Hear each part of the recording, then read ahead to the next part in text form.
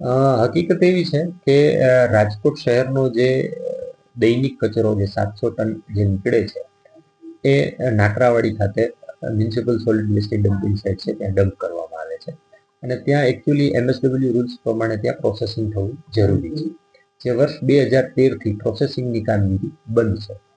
Corporation દ્વારા વારંવાર ટેન્ડરો બહાર પાડી નવી નવી કંપનીઓને કામ આપવામાં આવે છે, પરંતુ સ્થાનિકે આવી કોઈ કામગીરી થતી નથી.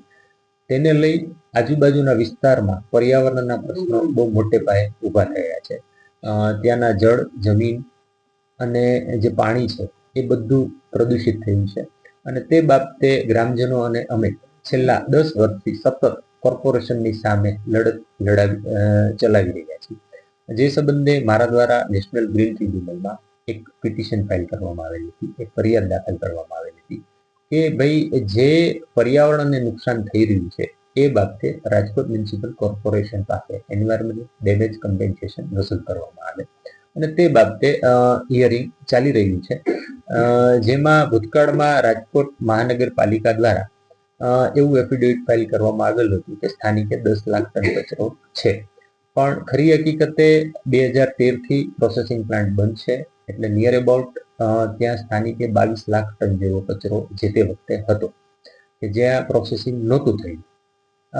ત્યારબાદ NGT દ્વારા GPCBને આદેશ કરવામાં આવ્યો હતો કે ભાઈ કોર્પોરેશનની જે ડમ્પિંગ સાઇટ છે ત્યાં તમે એફિડેવિટ ફાઇલ કરો કે ત્યાં સ્થાનિકે કેટલો કચરો છે.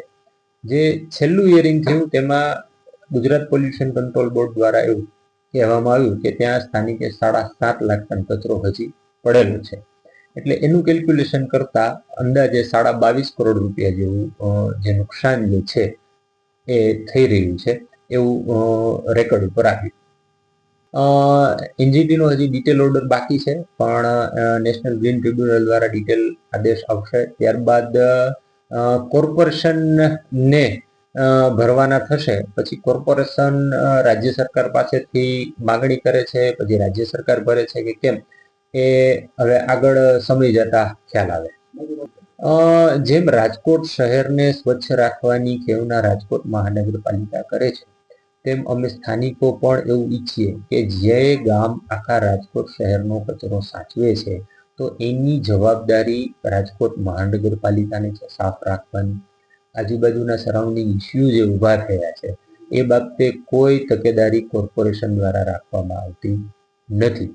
અમારું મૂળ વાત છે કે જેમ રાજકોટ શહેરના લોકોને બંધારણીય હક મુજબ સ્વચ્છ હવા મળે છે એમ અમને પણ ત્યાં શુદ્ધ વાતાવરણમાં રહેવાના અધિકારો મળે.